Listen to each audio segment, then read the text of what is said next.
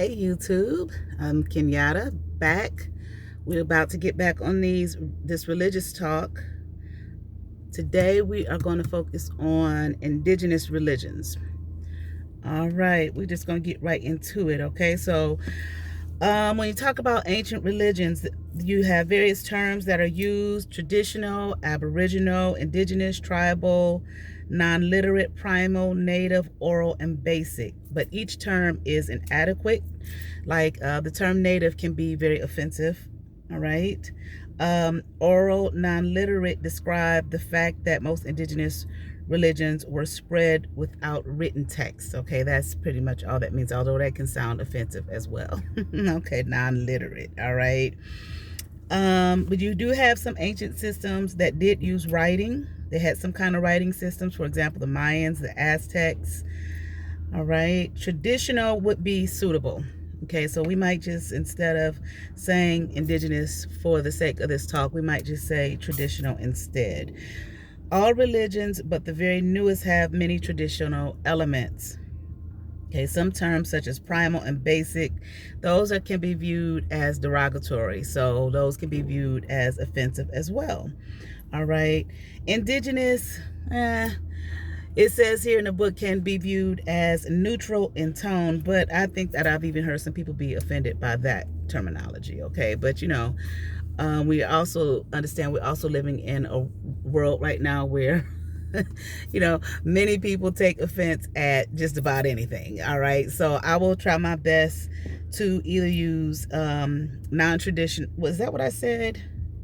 Non-traditional? No, not non-traditional, traditional or indigenous. So I may interchange them. I'm used to saying indigenous, all right, but just follow along with me, all right? But according to the text, this is what comes the closest to talking about ancient religions when we say indigenous religions, okay? They can be found in every climate, okay? In tropical rainforests, the Arctic tundra, so on and so forth. You can find indigenous religions pretty much everywhere, okay? Human relationships with the natural world. So what is our relationship with the natural world? All right. Most indigenous religions have sprung from tribal cultures. Or even that terminology, tribal, can be offensive, all right? But we are working with what we have, all right? If you know of anything better or that you feel is not as offensive or pretty much accepted across, all realms, please put it in the comments, because I'd like to know myself, all right? But nevertheless, okay, they come from tribal cultures of small numbers whose survival has required a cautious and respectful relationship with nature. All right. So once again, what is our natural relationship, or what is our relationship rather, with the natural world? Okay. Some of these religions see everything in the universe as alive. That is called animism, where everything is viewed in nature as alive. All right. The life force, which is Latin animism, is present in everything, especially in those things that are apparently living, like the trees, plants, birds, animals, human beings. All right. In the motion of water, the sun, moon, clouds, wind, etc. But life force can be present in static mountains, rocks, soils, even those things that may appear not to be living were just static still. Okay. You have other native religions that are theistic, where they see powerful spirits in nature. All right. Animism, everything is alive. Theism, powerful spirits in nature. Okay. These powerful spirits in nature are temporarily inhabit natural objects and manifest themselves there. In the animistic worldview, remember, animism is where everything is seen as alive. In that worldview, everything can be seen as part of the same reality. All right. There are no clear boundaries between the natural and supernatural, okay, or between human and non-human, because everything is seen as alive. Right. It's a beautiful day here, y'all. It's been a beautiful week in Cleveland as far as the weather is concerned. I love it when the sun comes out. I think everybody pretty much does. I love it when the sun comes out. It just picks your spirit up, okay? And everything begins to, start to bloom. It's late March, so here we still got April and May to go as far as the cold weather is concerned, because you would think May is gonna be nice, all right, but there, Cleveland, we can have some very cold days in May. I remember one summer, it just it just never really warmed up. We were wearing jackets all summer. This was years ago. My daughter was she's 16 now, so she probably was about 4, I think. I was so pissed, okay, 4 or 5. I was so upset, because here in a place like Cleveland, where it's cold all year long, I mean, well, seemingly most of the year, it's cold most of the year, and then it's kind of dreary. Cleveland is a dreary type of a energy here, all right? Just being honest. I think because maybe we sit, in a somewhat of a valley, so it can be one of my little cousins, she called it dusty. And I'm like, that's the perfect term for it, okay? It just looked dusty here, just like this film over the city, you know what I'm saying? And when we had COVID and everything kind of slowed down, it was like the sky was really beautiful, and it's like, well, there was less pollution and whatnot, because less cars on the street, because everything shut down, less airplanes in the air. But for the most part, this can be like a dreary type of an atmosphere. But anyway, so I feel really good. The sun is out, okay? But at the same time, like I said, I know my city. Well, I ain't gonna say my city. I know the city I grew up in, all right? So, we don't know what it's gonna be, okay, weather-wise, in a few days. But we're just gonna keep on going here, all right? All right, okay. Okay, so we're going to move on from that, okay, and from that animistic worldview here, all right? And let's just keep on going. Okay, now let's talk about sacred time and sacred space, all right, and indigenous religions. We talked about time a little bit, and when we looked at the patterns of religion, I think it was under the second pattern, under worldview and life. But sacred time. What is sacred time? Sacred time is cyclical. Remember that you just basically a cyclical. Okay, everything returns to its origins for renewal. Okay, so cyclical.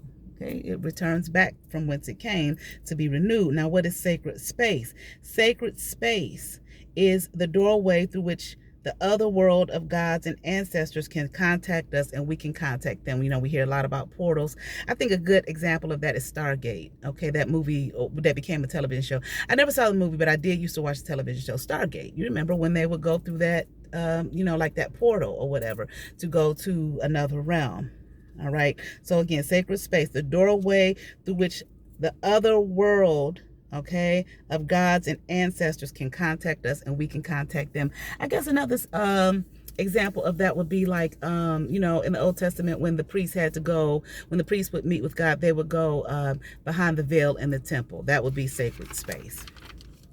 All right. Sacred space is associated with the center of the entire universe. Okay, it's looked at as the center of the entire universe, where power and holiness are stronger, and where we can go to renew our strength. All right. You can look at your altar as a sacred space. I don't want to say just well, it could be like a building, like a church or a temple, mosque, something like that, wherever you go to worship, because that's where it is seen and viewed. I know from a Christian perspective, God is everywhere. And I think from any perspective, okay, but this is where we go to contact we have our altars for a reason, because that, again, that is that sacred space. We believe, that's where God, where the holy is, where we can contact our ancestors and them, us, or like in the Old Testament, I think when, when Moses saw the burning bush and the bush spoke, take off your shoes, where you stand is holy ground.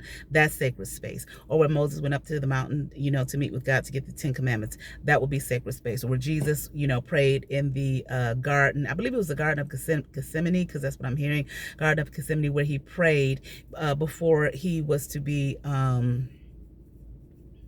where he was praying the prayer, if this cup could pass from me, in other words, I really don't want to do this here, I know what I'm about to face, this persecution and whatnot, being hung on a cross, or even maybe, well, I'm not sure if that would be considered sacred space. I was thinking about, okay, or like, this is not what I was thinking about, but Siddhartha Gautama, when he sat up under the Bodhi tree to meditate, okay, to get the answers that he was seeking in his search, okay? And these things that I'm using as examples, some people know them, some people don't, who may be watching this. I will get into the specifics of this as we go into those, when we go into Buddhism, when we go into Judaism, Christianity. I'm just giving some examples right now, okay, for those who may have an understanding, okay?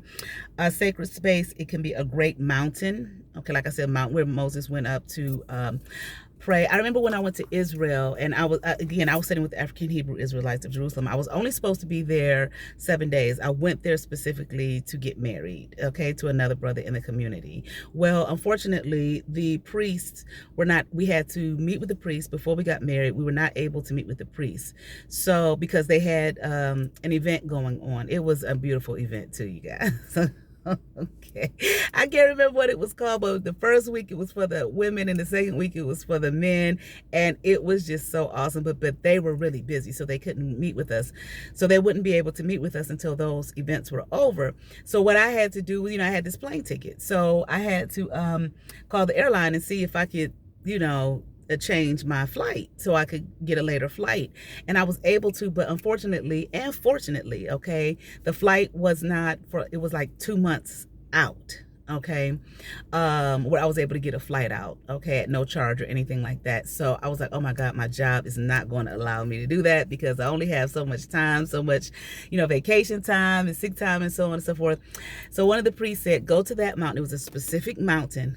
It was right where the village was. Go to that mountain, go pray, and pray about it, and say what you need, and I can guarantee you that it will come to pass. He told me anything that you want, you need, you go to that mountain and pray. That will be a sacred space. Actually, what happened was I prayed, called my job, maybe like the next day. They were like, fine, no problem. I mean, they didn't give me any kind of hassle. They didn't say, well, your time period, when you go back, you're going to be disciplined. Nothing. They were like, just fine. Okay, but that mountain would be considered a sacred space. So I ended up staying in Israel. That was my second time in Israel. So I ended up staying in Israel for 2.5 months. All right. And that was a pretty awesome thing. I wasn't necessarily prepared for it, financially or anything like that, but everything worked out. Okay. But that would be considered a sacred space. Okay. What other things can we consider a sacred space in these indigenous religions? A volcano, a valley, a lake, a forest, a single large tree. Okay. We talked about the Bodhi tree, for example, or the tree that Jesus preached up under when he did, I believe it was the oh boy, what was that sermon called? The Sermon on the Mount. Okay, or some other striking natural site. Okay, again, we're gonna stay with nature because we're talking about these indigenous religions. All right. Mount Kilimanjaro can be considered a sacred space. Pyramids, mounds can be considered sacred spaces. Like when I went to Egypt, we were able to, we went in the pyramids, we went in the temples, we went, there was a scarab beetle. I can't remember the name of the temple we were in exactly. This was my favorite temple there, okay? Beautiful. Well, I say it was my favorite. It was the first one I went in, and I loved it because I was born under the sun sign Aries, and going into the temple, it was just a long row of rams, and I just just fell in love with because of that. But in the temple, as we went in the temple, and further back, there was a scarab beetle, a statue of a scarab beetle, and we were told if you walk around that, make a petition, walk around the beetle 7 times, your petition will be granted. That would be considered a sacred space. I feel like those temples. I was able to go also in that same temple. I think I posted it. I posted it on my Instagram, which I haven't done anything over there in a long time because I probably get rid of it, but it's still up if you want to see if you can find it. But anyway, it was an area where we weren't supposed to go. The guards they've gotten to the point where some of the sites that they used to let people see, in the temples and the pyramids, well, not so much some pyramids, okay, but they locked them, locked it off, closed it off so you couldn't get through. But some of the guards, of course, they would allow people to come through because, they wanted some money.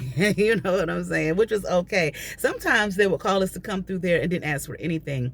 That was one where a guard called me to this area. Okay, so he said, come on, and, just come over here, because it's like they want you to see. And I went in there, and there, down this long corridor on each side, it was these dark rooms, very, very dark. And the only light was from the opening in the ceiling. And they were places where, I'm trying to think of where not the security guard, our tour guide, what did he tell us it was? It was where they would, and it was like it was a temple within a temple, small temples within a temple where they would do, spiritual work. And you could most definitely feel the energy in the room, okay? It was it could be startling. You could feel it when you walked in. But nevertheless, those would be considered sacred spaces, all right? right? A circle. Let me see. Some sacred spaces can be constructed in a symbolic shape. And I really urge you all, if you're not watching, me and Sunkissed Spiritual Consulting, that's the name of her channel. She also has a channel called Mrs. Sunkissed, MRS Sunkissed, where we are reading the Isis papers. And last night we read chapter 5 about learning about symbols, okay?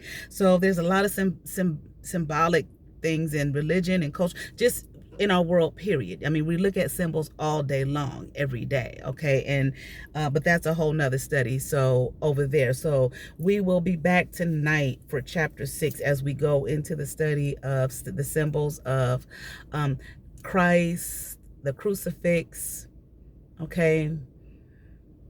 I can't remember what else, but this is according to Dr. Frances Cress Welsing and her theory on racism and white supremacy, okay? So check it out. We are reading chapters, so if you're not really interested in, reading, but come on and be interested anyway, okay? We're gonna be live, and then that way you can join the discussion, all right? So, but nevertheless, okay, the Stonehenge in England can be considered a sacred space, all right? Respect for origins, gods, and ancestors. This is a new section here. Origins. Most indigenous religions have cosmic tales of their origins, okay? How everything began, how the universe began, how the world began, okay? What do we find in Judeo-Christianity? We find the creation story, all right? That is a story of our origins, okay? These stories can be recited, they can be enacted even through ritual and dance. Some tell how the world originated from a supernatural realm. Okay, there we go. Okay, from a supernatural realm. In the beginning, in this supernatural realm, God created, so on and so forth. According to other emergent stories, and we will see some other origin stories as we go on with this study. According to other emergent stories, the earth rose out of previous earths or from earlier, more chaotic material forms, okay? The world was without form and void, okay? In other words, chaos. And world was without form and void, so God said, let there be, and bam, there was. Let there be, bam, there was, bringing order to chaos. And I'm using this Judeo-Christianity as examples because I think we're kind of all familiar with it too, and that's the one I'm most familiar with, and just knowing because I grew up in it, all right, just as many of you, and just period in this Western culture for those who are watching from this culture, okay? Now, what is the respect for gods? Native religions frequently speak of a high God who is superior to all other deities, all right? And is considered to be wise, ancient, and benevolent. If you go back, I think it was my first video on here, we talked about the various theisms. That is henotheism, where there is a high God that is superior to other deities or to other gods. And this high God is considered to be wise, ancient, and benevolent, all right? And I was saying that in in the Old Testament, where we talk about Judeo-Christianity in the Old Testament, the Hebrews, okay, and the study of the Hebrews out of the Old Testament, they were henotheistic. That culture was not always monotheistic. That culture became monotheistic. It was henotheistic. Again, when you find in the commandments, okay, I don't remember which one it is, it might be the first one, okay, have no other gods before me. That is an acknowledgement that there are other gods, but don't have them before me. I am the high God, or I am your high God. I am your God and you are my people, okay? That's what we find in Judaism. Let's continue on. The Inuit speak of a great spirit, okay? The Inuit, this native, indigenous religious a group here speak of a great spirit living in the sky who is female. And remember, I also said that in that first video, God was not always viewed as male. God, that's the patriarchal culture. Okay, God was not always viewed as male. God was viewed as, I believe, as female before God was viewed as male, okay, historically. And we have to understand, for those of you who are watching who may be from a Judeo-Christian perspective, the Bible is not a history book, okay? Now, there are some historical references in the Bible, okay? I'm not saying everything in the Bible actually literally happened. That is not what I'm saying. I'm saying there are some historical references in the Bible, but it is not a history book. I know it begins with an origin in the beginning and bam, bam, bam, bam, bam, but we have to understand this was for a particular specific group of people, not the entirety of the face of the earth, not everybody that walked on the earth. All these other groups of people had their religions, okay, or I'll say religious ideology, if you want to say that, okay, before that book even came into play. Now that story of origins, what we call the creation story out of Judeo-Christianity, that was, okay, I'm going to be politically correct. Okay, and say that it was borrowed, okay, from another culture, all right? And we will see that when we get into Judaism, okay, which is going to be a little bit down the line. So y'all please stay with me, all right? But that was, okay, so that, so on and so forth. But I was just saying, and there's still some who probably still view God as female, okay? So this is a culture that looked at the Great Spirit living in the sky as female, all right? And to whom all spirits eventually return with the Inuit, okay? You have a few African religions too where the high God is female, neuter, or androgynous. And in some religions there are two complementary high gods where they are male and female, maybe brother or sister, or bad/good, all right? Let's see, you have Isis and Osiris, for example. I prefer, those are the Greek terminology. I prefer to use the Kemetic terminology and the names of Asar and Aset, okay, because those, that's where the Greek got it from, okay? So for me, if I have to talk about, if I mention any of the Kemetic Neturu, if I find that I need to here as I'm doing this study with you all, I will probably say Asar and Aset, okay? Aset being Isis, Asar being Osiris, but it should be the other way around, Isis being, but nevertheless, let's continue on, okay? But I believe they were also brother and sister, okay? Good and bad, all right? Like we have Set was Osiris's or Asar's brother, okay? Well, they were all supposed, Set was supposed to be bad. Well, can be viewed as that way. All right. I don't like to look at it in such simplistic terms. All right. But, and maybe after this study, we will we're going to delve deeper than just this academic Western, okay, book that I'm coming from. All right. But this is where we are now. This is just a plant, just to lay a foundation here. All right. But let's keep on going. All right.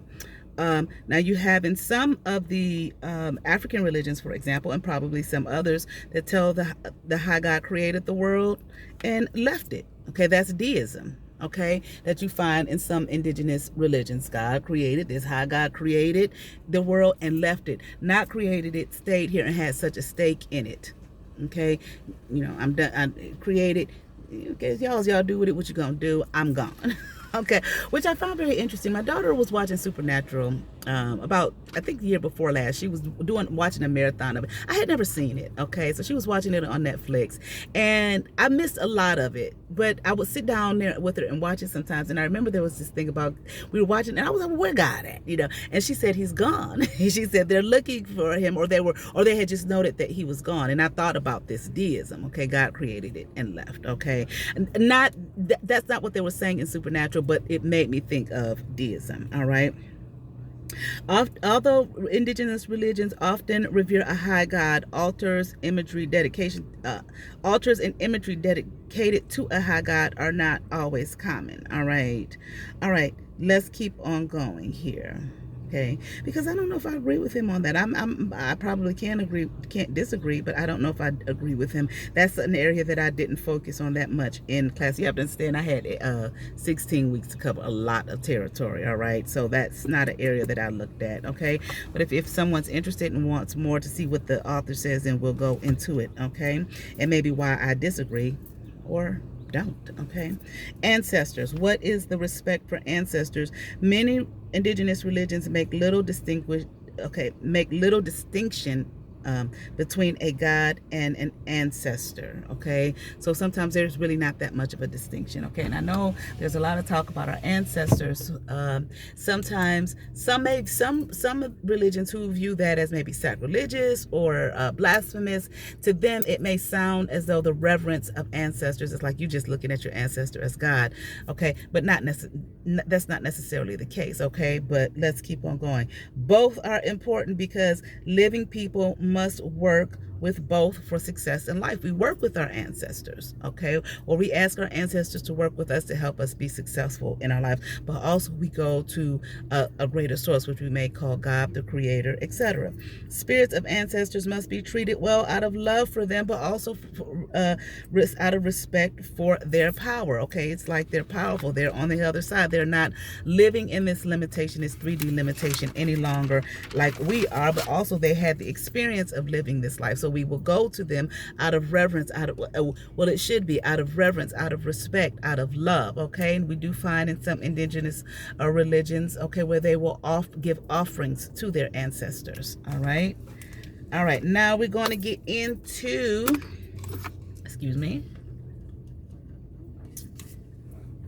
sacred practices in indigenous religions. Sacred practices. I want to try to do this whole chapter just in this one video.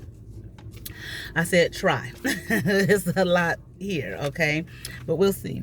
Sacred practices in indigenous religions. Religions are the basic way in which human beings ensure they are living in harmony with each other and nature. Rituals. I mean, we do rituals all the time, okay? We get up in the morning, whatever we talk about our morning ritual. Okay, we each have our morning ritual before, we set out in the world. And then, our rituals when we get to wherever we're going, to our jobs or whatever the case may be. Your ritual may be you put your stuff down, you go get your cup of coffee. You go over to speak to a friend and you do this, steadily, or consistently rather, okay? And it has some kind of meaning to you that you have internalized, okay? You may not be consciously aware of it, but it has a meaning to you, whereas somebody else's ritual, how they get up in the morning, do their thing, get to work, do their thing, go home and do their thing. It has a meaning, a specific meaning to them, okay, that we have internalized, all right? But when we talk about rituals in indigenous religions, it ensures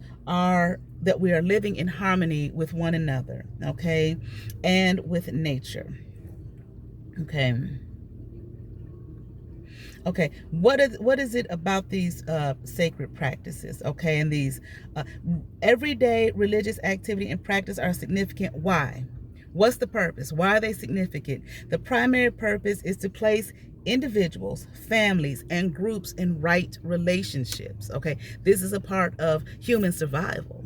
Okay, this is a part of, even solidifying and helping us to understand, our being here. And remember, religion, to connect, to join again to what? To that which we have been, apparently, it may appear to be that which we have been separated from, okay, which is, the greater, the source, the source from which all things derive, or what we might call God. All right, right relationships, okay, is important, all right, in that, okay? That's what we may hear people today complain about, like the internet and so on and so forth, because it's we're beginning to live in a world where we're separate from one another. I wish I could remember the name of this movie, but it was this movie I saw quite a few years ago. It was Bruce Willis, and I don't remember the names of was it called The Surrogates? Or something like that, where, they really didn't have to go out in the world anymore. There was some kind of robot or doll or whatever you want to call it that was created in their image, okay, to however they wanted it, what they wanted to actually be. So, and they stayed in the home and they actually operated it, okay? But you could see the need for escape and how, like Bruce Willis was an example of, I think he may have represented, a portion of humanity. They was miserable.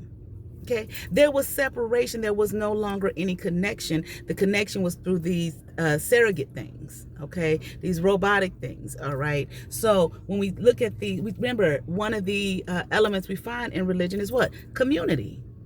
Okay, community is important. Right, relationship is important to our humanity.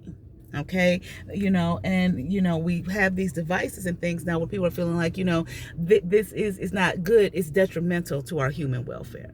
Okay, all right. But again, rituals ensure, okay, that we're living in harmony, not just with ourselves, but with each other and with nature. Okay, so is it, my question is, okay, something for us to think about. Is it that we, excuse me, is it that we know, are we getting to a part, are we, in evolution, okay, of our humanity, are we getting to the point where we may not really need, okay, to be in this kind of harmonious, I don't want to say harmonious, but in relationship with one another? Okay, are we getting to that? Or are we getting to a place where we're just going to adapt to it? Okay, because humans going to adapt to whatever situation that they find themselves in. Okay, because we have a need for survival. Okay, we want to live. You know what I'm saying? Okay, and I don't think anybody has to question that. You understand what I'm saying? Or, will there be pushback? Okay, where we do see a need to be in relationship with one another. Okay, and not this individualism. I'm on my own and I'm perfectly fine. Where probably not. Okay, probably not. Okay, we have a need, even with the advent of something like the internet, okay, which I think is a wonderful thing. Okay, of course, everything has its positives and negatives, but even with the advent of it, you know what I'm saying, we have relationships with people that we just seeing in this 3D, reality. But at the same time, some people say, oh yeah, but we don't get to touch, we don't get to this, that, and the other. We're not limited beings. We are limited beings, but I feel like we don't necessarily have to be limited beings, or we aren't limited beings, but we live in our limitations, okay? And I might be wrong about that. When we get to Hinduism, okay, I think I'm gonna have to retract that. Okay, because we are limited beings in a way, but at the same time, those things that we find ourselves once limited in, we get past those limitations, okay, and work within whatever framework we have, okay, or we have been given, or that's been placed before us. We work within it. How many people do you know, or have you met, or been on a thread or whatever, maybe Facebook, YouTube, whatever the case may be, and you see people who are in need, and how many people come forth and help that person get out of the situation, or help them, within the situation that they're in. Plenty of times I've had quite a few people, I ain't saying a whole lot, okay, which you don't necessarily have to be a whole lot, but I've definitely had some people that I've met on the internet, and I've only seen them, hey, through here, maybe talk to them on the phone or whatever. They live in a whole nother state, someone I never would have met without this, who has helped me tremendously, on my journey, in this life. I'm very thankful. All right, but let's keep on going. We're gonna get back to these rituals. Rituals are frequently devoted to major aspects of life. Okay, what are these major aspects of life? Key events in the life cycle, rules concerning certain kinds of behavior, sacrifice, and access to the spirit world. Key events in the life cycle. What are some key events in the life cycle? Okay, birth, okay, is a key event in the life cycle. I'm hearing death. Death is a key event in the life cycle. Okay. Maybe marriage is a key event in the life cycle. One thing that we don't have in our Western world that you find in various other cultures, what are they called?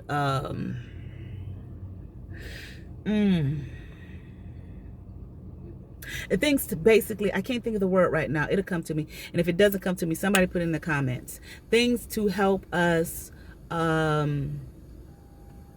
transition from one phase of our lives to the next phase of our lives. Okay, now some people may consider like prom, okay, but it's just an event. It's just an event, but there's no instructions in that event. Okay, damn, what is that word?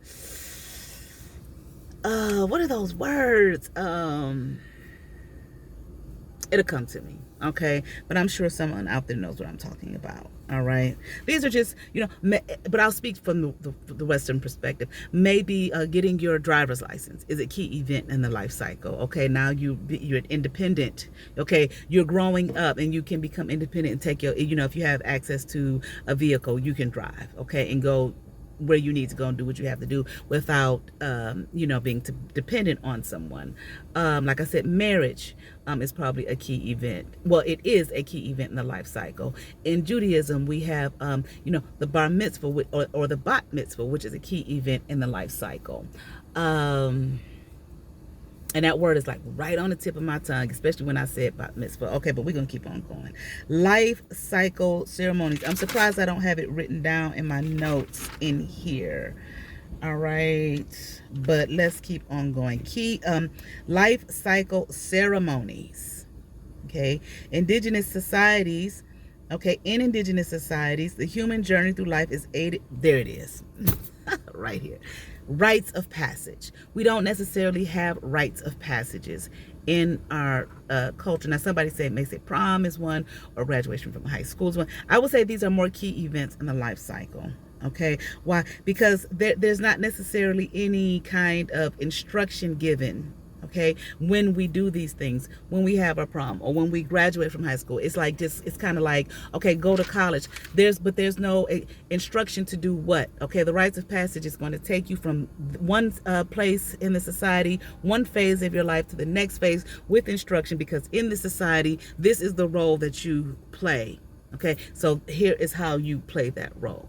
Okay, very specifically. All right. In addition to being important to the individual, these rites also hold the society together by renewing bonds and admitting new members to the community. You're moving out of that phase, but as you are moving out of that particular phase, there are new ones coming in. Okay, birth, for example. Well, birth, exactly. Okay, but what do these rites of passages do? These life cycle ceremonies, they hold the society together. Okay, you don't want chaos in your society where everything is just run amok. Okay, which I do think that this is what we're finding in our society, Western society, or this is definitely what it's looks like it's going into. Okay, what are the renewal? Where are the renewal of the bonds? Okay, what are the bonds? What are our roles in this society? Okay, now I ain't saying it got to be that way. It don't got to be that way. But what I am saying is, in doing that and having these holding the society together and having these particular roles. And I'm not saying what the roles are or aren't. Okay, so don't misunderstand. Just hear what I'm saying. Okay. What is shit? I forgot where I was. Okay, I forgot exactly what I was going to say. But basically, what is the point? Okay, it holds the society together. Okay. I can't remember the exact point I was going to make, but basically that's it. All right, let's keep on going. Rites of passage mark an important life event, the birth of a child, like I said, a key in the life cycle. In some native religions, a woman about to give birth, okay, there's a specific thing that she does when she's about to give birth. What is that? She may go off by herself to bear her child. Okay, at a sacred site or in a house built for that purpose. Understand, this is a very natural process, okay? You don't have to go to no hospital, okay, to give birth. Okay. Matter of fact, some cultures or various points of view may look at that as a very unnatural way to birth a child. Okay, you don't have to do that. She can go off by herself and birth her child. All right. Some people may think that's unsafe. Well, that's from our very Western point of view. Absolutely no, it's not. How many women go to give birth in the hospital and don't come up out of there? Okay, my cousin was one of them. All right, went to have her baby, and she didn't come up out of there. She died. Baby lived, and it was not anything that should have happened. Okay, those that were there to quote unquote help that birthing process failed, and she lost her life. All right, so that's one example of probably a lot more. If anybody knows anything about the statistics of that, put it down in the comments, please. Okay. This is interesting, and this is just a side note that I'm looking at here. I never spoke on this, but birth is considered a powerful time for the mother and child, and the blood associated with it is believed to have dangerous power. Okay, all right, and it's understandable as to why. Okay, for those of you who have given birth, all right, it's a lot of blood, okay, associated with that process. A lot. I was in shock. You understand what I'm saying? When I went to give birth, okay? Not only by the amount of blood. Well, I did have one girl tell me right before I gave birth, she was like, oh my God, it's going to be so much blood. Okay, and I was like, don't tell me that. you know what I'm saying? But I thought she was just exaggerating or being silly or something, trying to scare me or something like that, you know? And I go to give birth, I was like, damn. You know, it was a lot of blood, all right? And here, yet you still live. Okay, you and for women, well, I don't want to get off too early into it, but I might, you know, for women here, you know, for those who, you know, have a regular cycle, shit, and even for those who don't. When I say regular, I mean like monthly, every month, okay, and even for some who may not have it every month, but you have it, you know, that's a lot of blood, okay, over how many years? Okay, some women can start their period very early. I've heard like 7 years old. Okay, on and bleed shit. Some women go into their 60s. Okay, that's a hell of a long time to release, you know, blood from your body. Okay, every month for your life and still live. You know, we're gonna get into the how women were looked at as mysterious and powerful, okay, almost, you know, to the point of being feared. Okay, how do you do that and still you're living? Okay, special rituals, and I'm not talking about, well, let's just keep on going. I ain't gonna be able to finish the whole chapter because I gotta get in class pretty soon. Special rituals also mark a person's entry into adulthood. Okay, so that's what I was saying, prom, graduation, that's an entry into adulthood. So those are major key life events. Okay, I don't know though that they could be viewed as rites of passage. Okay, for the reason that I stated. They may include a period of instruction in sex, adult responsibilities, definitely tribal history and belief, knowing your history, basically knowing who you are, okay? Knowing who you are and knowing it as a part of this community, and this is who and what this community is. Okay, this is what we teach. This is what we believe. This is how we live. In other words, like I said, I think it was my first video, or maybe my second video. In other words, how to be human in this particular community. All right. A girl's first menstrual period may be marked publicly. Okay, for example, among the Apache, a 4-day ceremony marks a girl's menarche, okay, or her first menstruation. Okay, during this ceremony, the girl performs a dance, receives a massage from her female sponsor, kneels to receive the rays of the sun, and circles repeatedly around a ceremonial table. Why is that important? Now, because she is a woman, meaning she can bring forth what? Life, more life into this community. Again, as one, you know, moves on, one life moves on, here we are, or however many lives moves on, here we are admitting new members into the community to hold our community together, okay, to keep our community intact. All right, so survival, living, being. Why are we here? Okay, this is what our community has marked for why we're here, and these are our rituals that solidify why we are here, okay, and what we are to do and who we are to be. All right. Marriage is a ritual. It publicly affirms and stabilizes a union. Okay, marriage. Okay, you got to do it before somebody, you know, even in this our culture, it must be done publicly. Publicly, you know, even if you have to have a witness, it is public. All right, but it also cements economic arrangements. Now we are talking about in these indigenous cultures, okay, and through ceremony, And through the ceremony, what? It ensures what? Fertility. Again, what I just stated.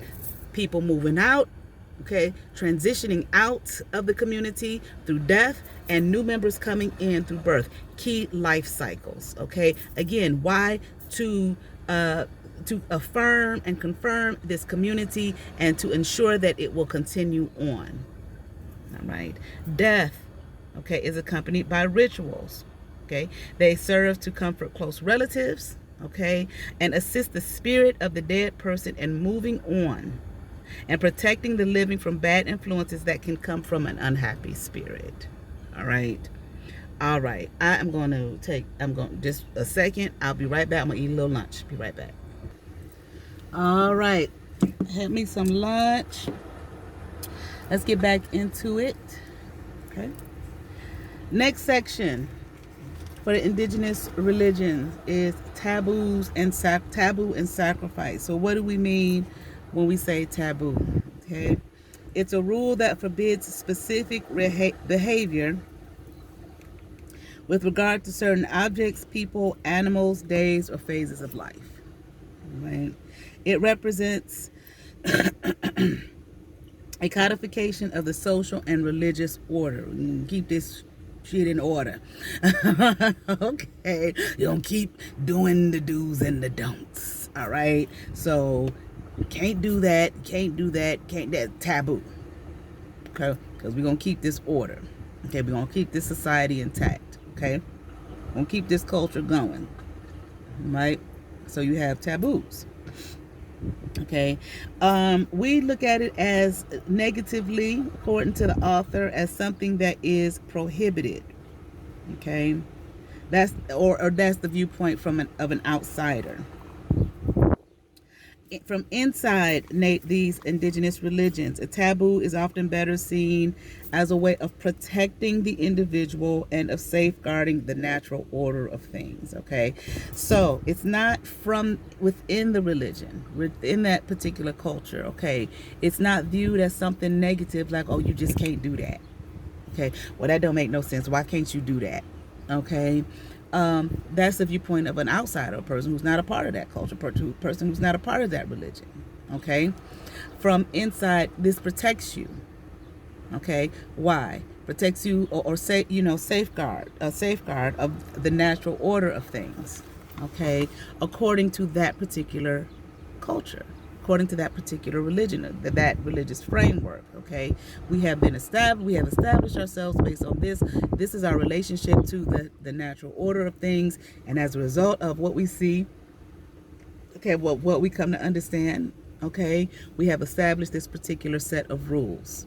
Okay, this particular set of do's and don'ts. Okay, and this will protect you, but it will also, once again, keep the natural order of things intact based off of our observations and what we have put together as a result. Okay, so that we can continue to survive, so that we can continue to thrive, so that we can continue to perpetuate who we are.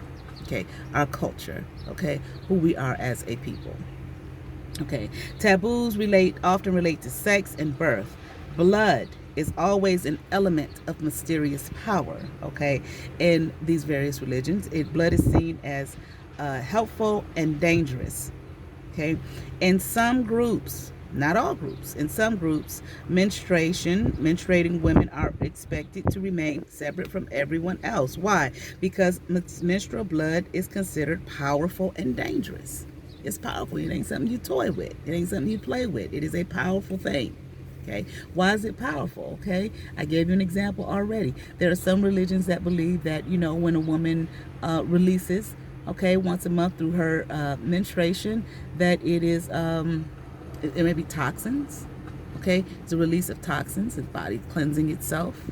Okay, therefore it can be dangerous. Now, when I studied with the African Hebrew Israelites of Jerusalem, when the women were on their period, we could not be a part of the community. Now, understand, all right, that doesn't mean that we couldn't go to class and we couldn't do this and we couldn't do that. Yes, you could, but there was a place that you sit over there, a designated area for you. Okay, and then there was a cloth, okay, that we had to sit on a handkerchief, whatever. You made it as pretty, plain as you wanted to, okay? It was understood. Women who were menstruating couldn't go in the kitchen, okay, and cook.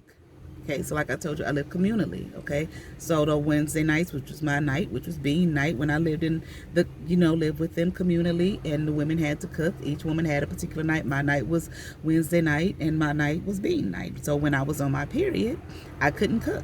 Okay, another woman would, cook for me. Okay, cook for the home. You do find that, I believe, in the Levitical laws, okay, in the Old Testament.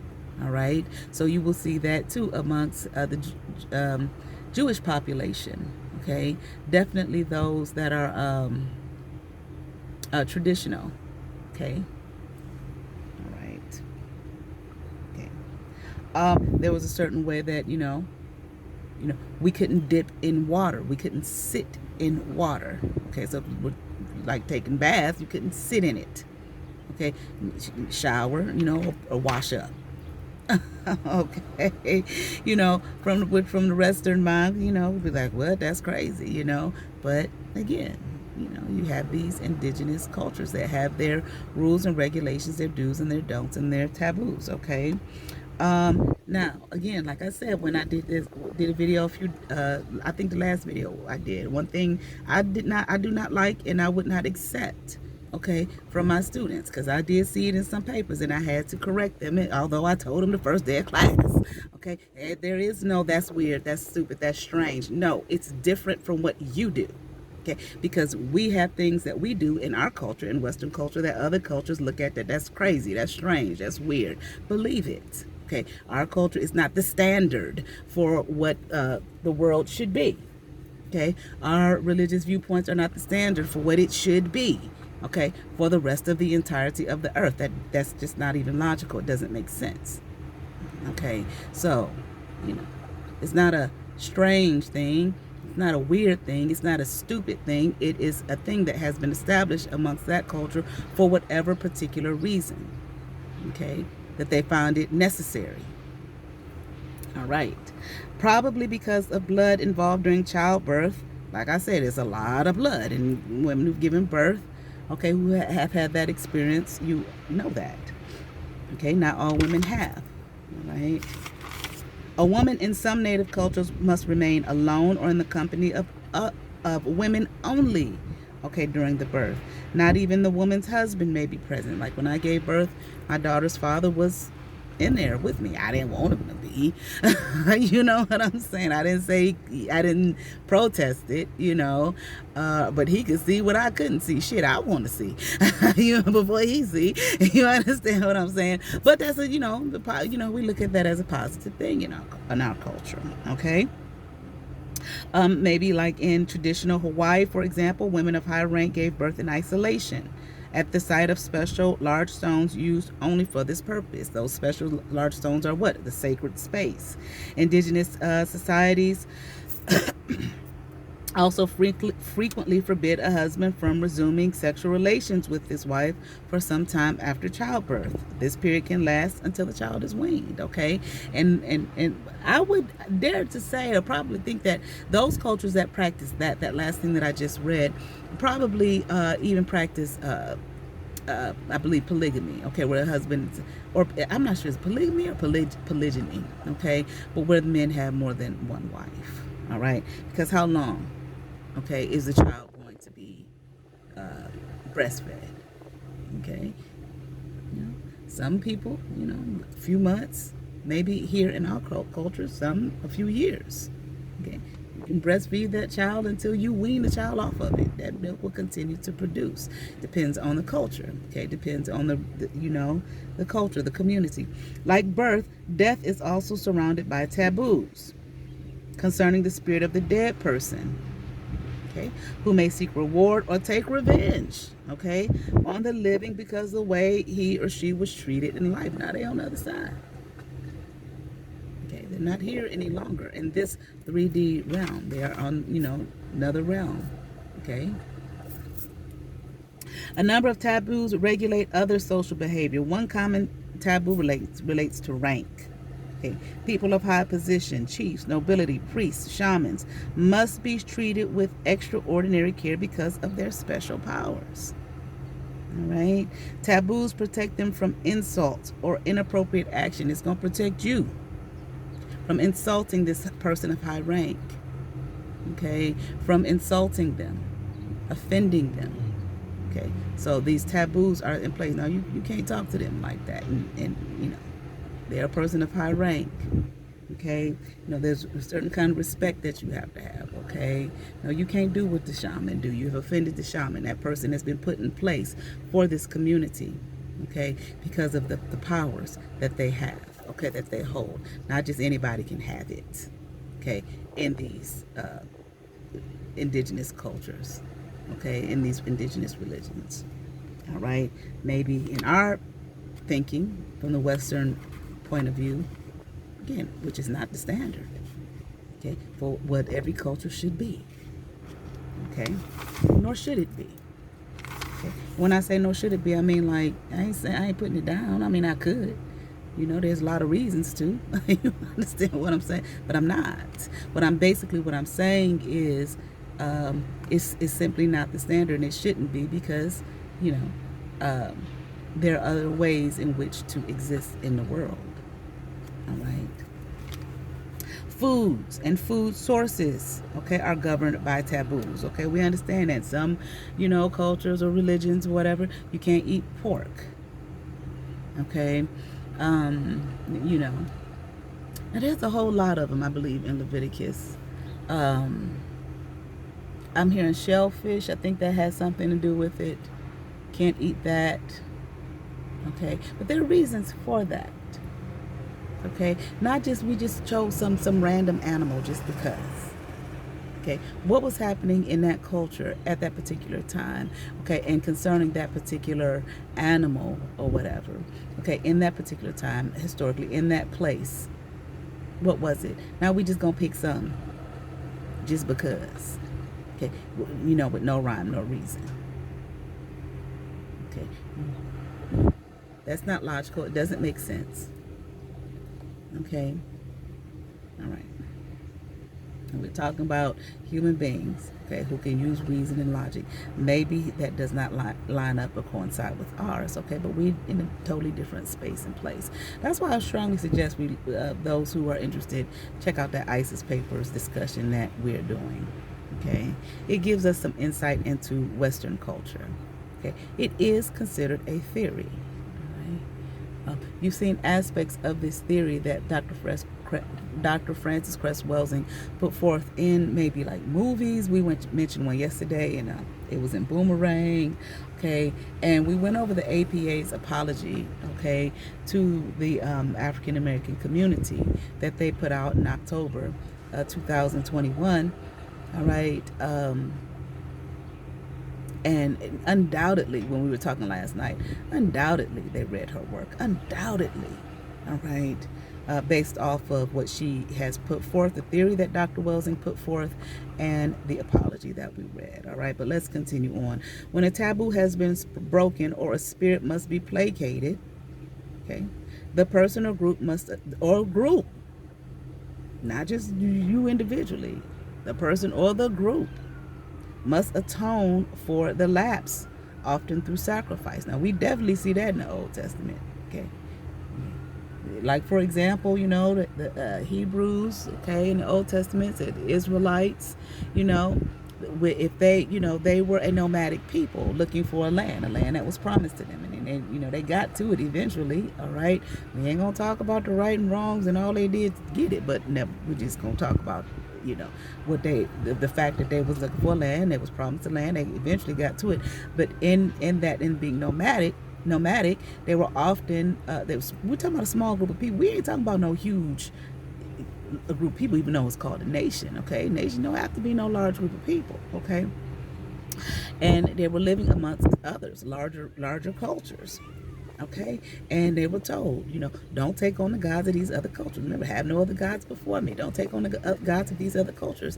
Don't touch their idols and all of this kind of stuff. And when somebody did, who paid for it? Did that person pay for it alone, for their lapse? Absolutely not. The entire nation paid for it. The entire nation had to atone for what that one person did. Okay. All right. The usual offering, they have to atone. We sing here through sacrifice. The usual offering is food or drink. Okay, and we know, well, we may not. I can't assume. Like in the Old Testament, for example, the sacrifice, they had to pick I think a lamb, yeah, without spot or blemish. Okay, which sometimes I think about that, like, man, how they do that? You understand what I'm saying? That's a lot. Okay, I'm not talking about whether it's literal or not. All right, but if it was, all right, but without spot or blemish. Okay, to atone for what had been done. Okay, it probably wasn't an easy task. Okay. A libation, the act of pouring a bit of drink on the ground as an offering, may be made, or a portion of a meal set aside for a spirit. Although it has been rare, human sacrifice and sometimes cannibalism has occurred in some indigenous cultures. Okay. The sacrifice of human beings was practiced for specific purposes in the Aztec religion, Hawaiian religion, and other indigenous peoples of New Guinea. It was much less common among native peoples of North America and Africa. All right, let's see what we got here. We've got a notification.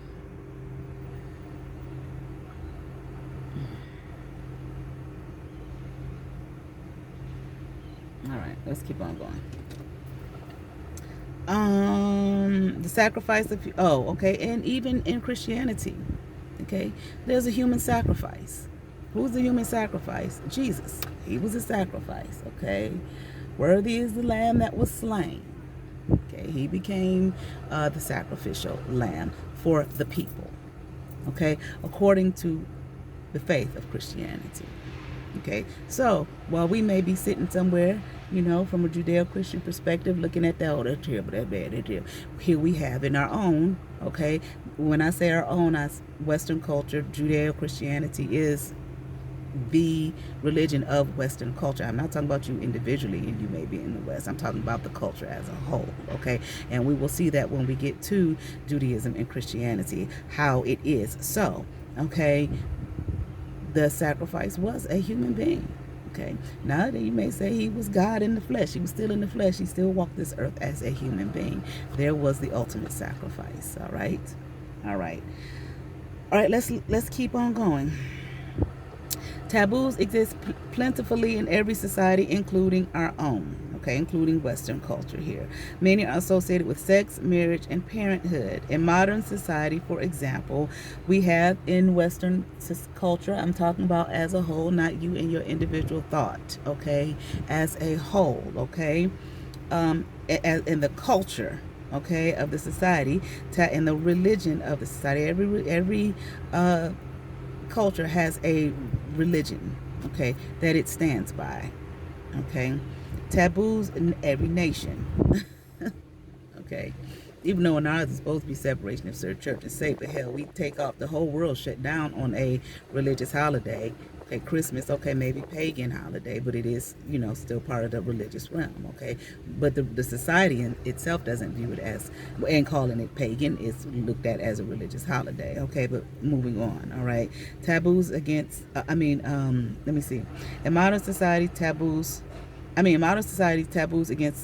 exist against polygamy, incest, and marriage between close relations. Although people can do it, You find out about cousins getting married, first cousins, so on and so forth. They may have had to have some kind of, I'm talking about folks that know, okay, brothers and sisters, all that kind of thing, okay, or somebody much younger than you, I think, as long as you had a parental consent, Now, I'm not quite sure what the laws are. Okay, such taboos and it may vary from state to state even. Such taboos may seem natural to the society that enforces them, but unusual to outsiders. Once again, okay, like we are outsiders to other communities, and we will look and say, that's unusual. I don't mind unusual or different, but I strongly against, strange, weird, and all of that kind of stuff. Okay, please. Okay, taboos are not inherently valid across groups and societies. They are culturally determined. Okay, what does your society over here have to do with that society way over there that was established, sometime BC? You understand what I'm saying? It's going to be different. Okay, understand that your worldview is yours. It is not the worldview of everyone, okay? Shit, sometimes it ain't the worldview of people that's already part of the culture that you exist in, but it damn sure ain't gonna be necessarily the worldview of someone that exists across, okay, the globe, unless Western society has taken over. Okay, which we know that it has, okay, in some other parts of the world. All right, I am getting sleepy. My eyes are getting heavy. I want to rest a little bit before I go to this last class for my day. So we will do part 2 of indigenous religions. Okay, maybe I'll I'm trying to see how much I have here. Yeah, okay, I got quite a bit left, but it's not too bad. Okay, so this is going to be interesting. We're going to get into shamanism, trance, and spiritual powers. Okay, when we do part 2, hopefully I'll have another, break tomorrow or Friday. Cause I gotta be honest with y'all, honey. When I get off work, I know these videos are few and far in between. I don't necessarily want it to be like that. But when I get off work, I go pick up my daughter. I go home. I lay down on the bed. I rest for a second. I cook. And of course she wants me to spend time with her, and I should spend time with her. You know what I'm saying? And I get sleepy. You understand what I'm saying? So that's why I'm like, we're just gonna take time with this. Ain't no rush. All right, but I certainly hope you're enjoying this. Okay, I hope it has some meaning to you. Okay, it's interesting though. I had a situation that I had to deal with on my job with a student of a different culture. Okay, within the larger culture, because they are a part of Western culture. They were born and raised in Western culture, just like myself, probably many generations, but just like myself, but difference in culture from my African American culture that I grew up in and that I know, and her particular culture. Okay, and new things that have entered into the society, okay, that are becoming a part of our culture on a large scale, okay, because it probably has always existed in our culture, but on a large scale, okay, becoming more open and publicly accepted and things of that nature. And it was interesting because I was talking to my supervisor about it, and I was telling her, I said, I always prided myself, on having this understanding of other cultures and loving other cultures, so on and so forth. But it's different when you teach it and then it's actually put in action, okay. And then too, well, I'm gonna save it for another video, okay. I just put it this way. It goes kind of into, race relations. You understand what I'm saying? Which, I don't want to put it all on this video, but to me, it's just kind of disturbing sometimes when I look at where we are, in Western society. It's like we believe we've come so far, but when you really look at it and you look at things and look at how we relate to one another and what is expected of us based upon our race, our color, and all of that kind of stuff, it's kind of pitiful. It's kind of damn pitiful. It's like shit ain't changed. It has not changed, and it makes me wonder, where are we going? What is this world? What is our society? What is this culture, Western culture? What is it becoming? Okay, what is it going to become? Now, the only constant is change. Okay, I miss, like I said, I'm midlife. I'll be 50 week after next on Monday, April 4th. So midlife is where I'm at right now. So I look back over my life, and just the awesome things of my life, and the wonderful things, okay. And I had a pretty decent life growing up, so I look back on that a lot, at this phase. Once again, like I said, we go through phases in life, and you get over it eventually, move to the next phase, okay? I'll still be midlife and, come out of that crisis.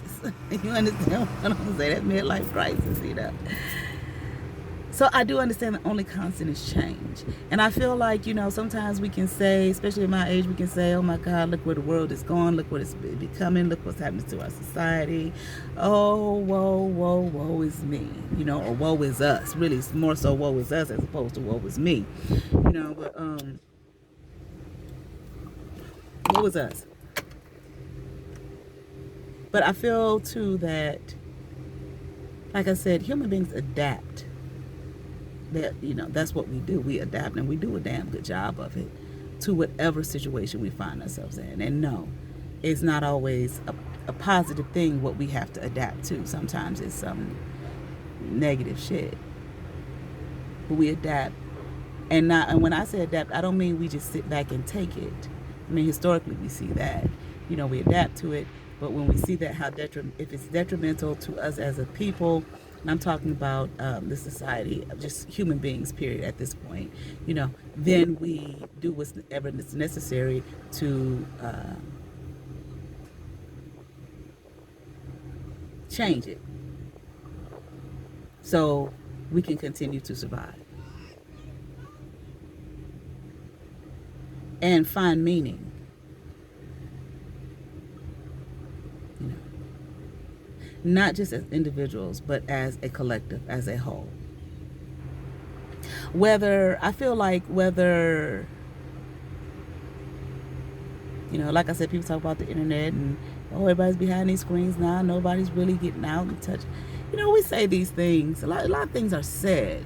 You know, sometimes we have to go by what's seen and what we see, not always what's said.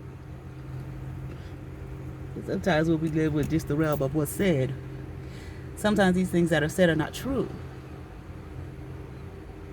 Or maybe they bear some truth, but not absolute truth.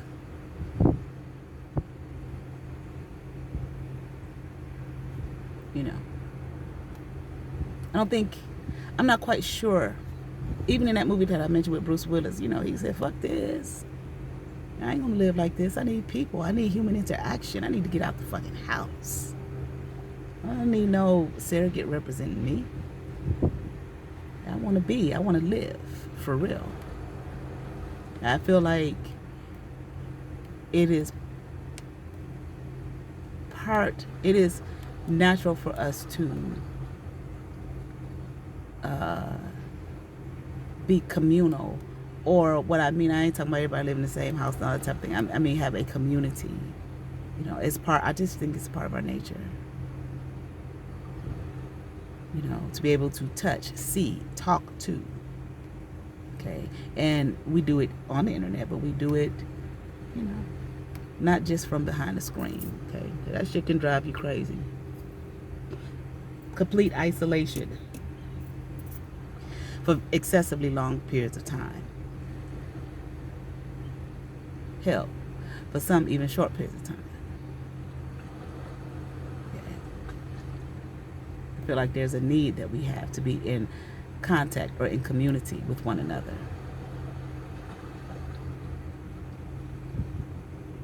Yeah.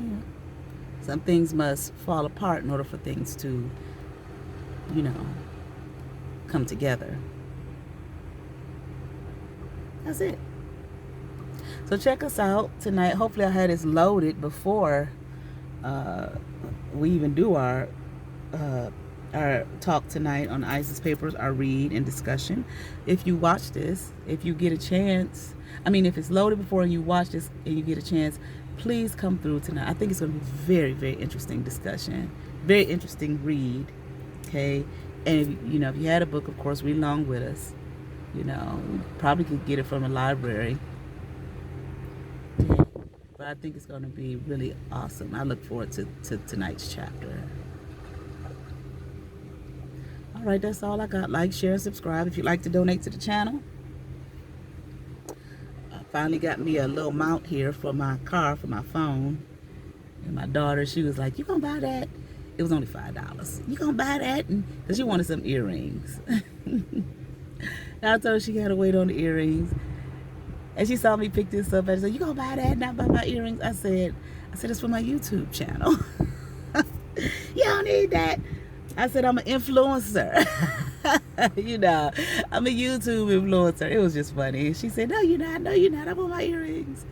I got her them earrings yesterday. I got this mount here 2 days ago. And I got her earrings yesterday. But anyway, y'all be blessed. Peace.